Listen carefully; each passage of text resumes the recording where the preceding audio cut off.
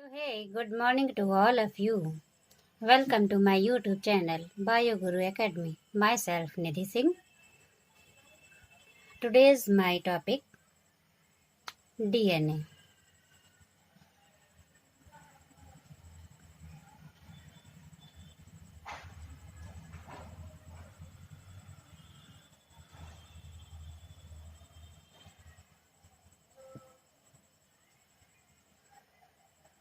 Is right?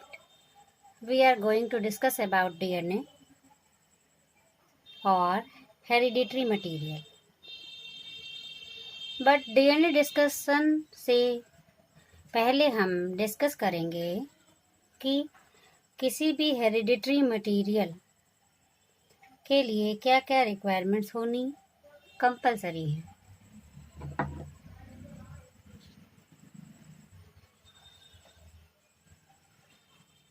After that, discuss about DNA. So DNA से starting ना करके हम देखेंगे हेरिडिटरी मटेरियल किसे कहते हैं और हेरिडिटरी मटेरियल डीएनए को ही क्यों कहते हैं. डीएनए में ऐसा क्या खास होता है.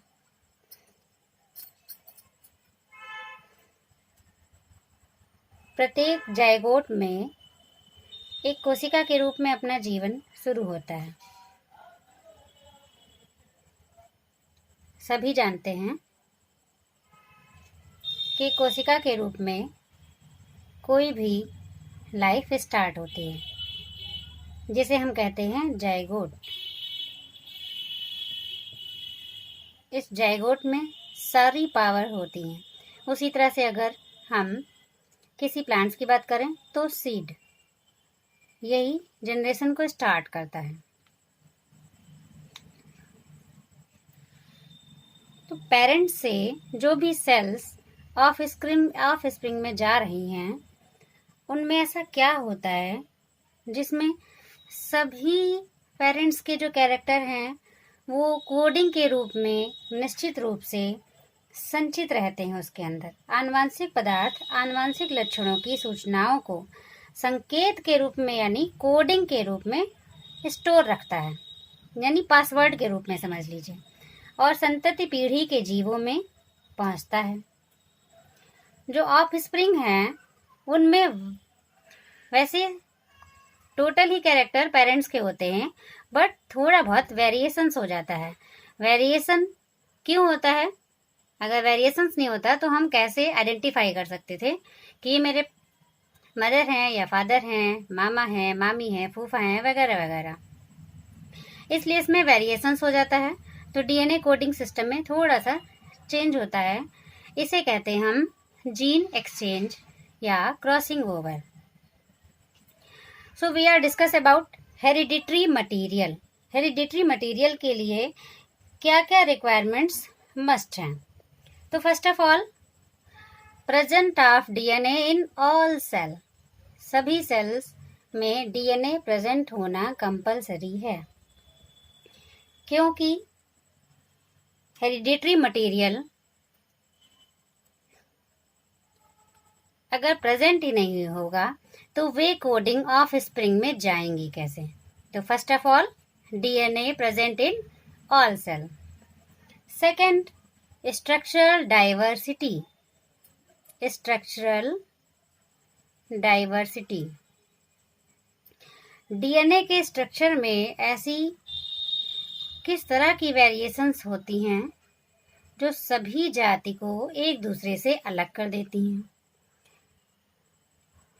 इनमें स्ट्रक्चरल डाइवर्सिटी होनी चाहिए जिससे लाखों करोड़ों जीव जातियों में पाई जाने वाली संरचनात्मक डाइवर्सिटी यानी स्ट्रक्चरल डाइवर्सिटी की सूचनाएं संचित रख सके, अपने पास स्टोर करके रख सके. अगर ऐसा नहीं होता तो न जाने कितने एनिमल्स, कितने प्लांट्स की वैरायटीज पूरे वर्ल्ड में हैं. प्लांट्स की बात ले ले तो हम बहुत सारी हैं कैटेगरीज. ह्यूमंस की बात कर लें, डॉग फैमिली की बात करें, Protista, Porifera, Platyhelminthes, species, Chordata, non chordates वगैरह वगैरह बहुत सारी इसमें डाइवर्सिटी है। और सभी में डीएनए का जो स्ट्रक्चर है उसमें ही विविधता नजर आती है और सभी एक दूसरे से बिल्कुल अलग होते हैं। थर्ड है स्ट्रक्चर स्टेबिलिटी।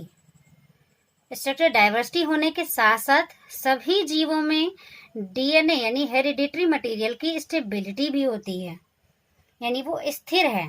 उस जाति से दूसरी जाति में भी स्टेबल ही रहेगा, दूसरी जाति में आपको वैसा स्ट्रक्चर फॉर्म नहीं मिलेगा। ये भी एक हेरिडिटरी मटेरियल की रिक्वायरमेंट है। इसमें एक जाति के सभी जीवों में वंशागत होने वाली संचित सूचनाएं एक समान रहें, इसलिए जीव जातियों का व्यक्तित्व बना रहे, वो सरवाइव कर सकें। लाइक ह्यूमन में बात करें तो अगर ह्यूमन चाहे फॉरेन कंट्री के हो या इंडियन कंट्री के, उनमें जो डीएनए की स्टेबिलिटी होगी वो ह्यूमन में ही आपको देखने को मिलेगी, अदरवाइज किसी भी जाति में देखने को नहीं मिल सकती। अगर हम बात करें डॉग फैमिली की, cat family, cow family, chordate, non chordate, fishes, amphibian, सभी में डीएनए का स्टेबिलिटी, उसकी स्थिरता उस जाति के व्यक्तित्व को प्रभावित करती है और बनाए रखती है, वरना वो इस दुनिया में क्या करेंगे, सरवाइव नहीं कर पाएंगे।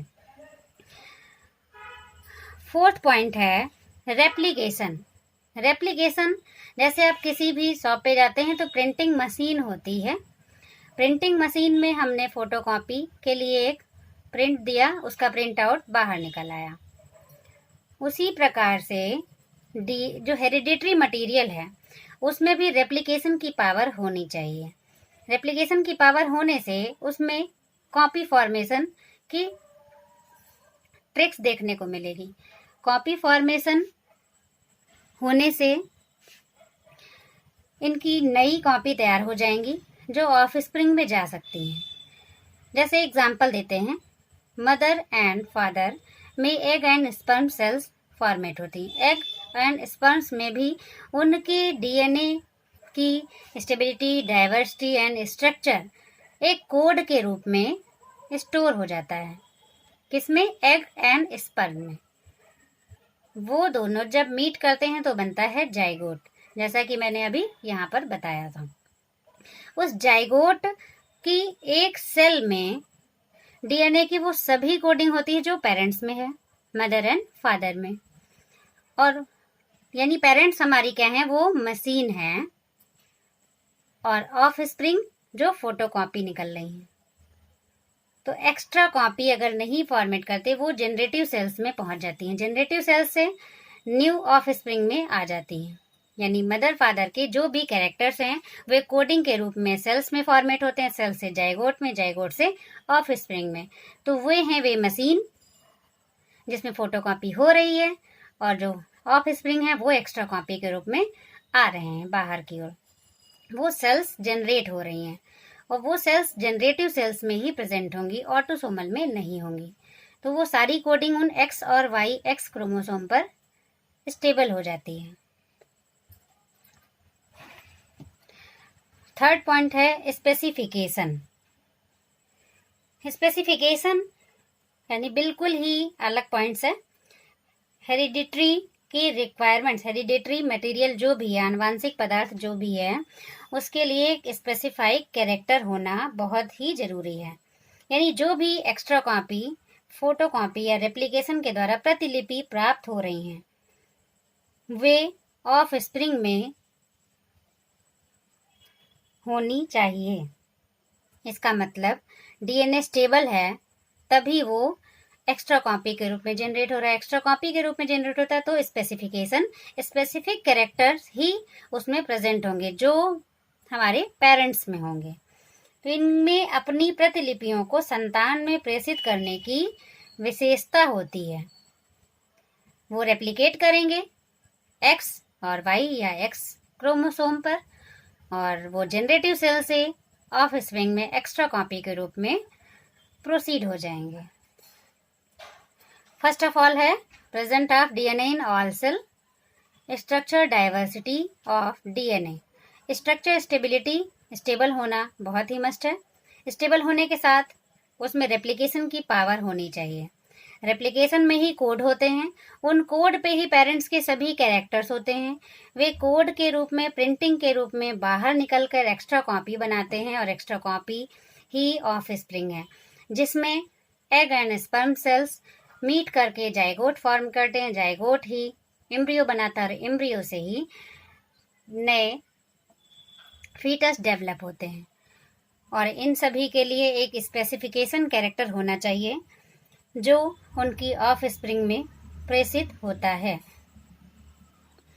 तो हेरिडिटरी मटेरियल में ये सारी रिक्वायरमेंट्स प्रेजेंट होनी मस्ट है। नेक्स्ट टॉपिक में हम डिस्कस करेंगे डीएनए को ही हेरिडिटरी मटेरियल क्यों कहते हैं, कैसे प्रूफ करें कि डीएनए ही हेरिडिटरी मटेरियल है, या किन किन साइंटिस्ट ने अपनी थ्योरी प्रोड्यूस करी DNA is a genetic material. Thanks for watching, take care, bye bye.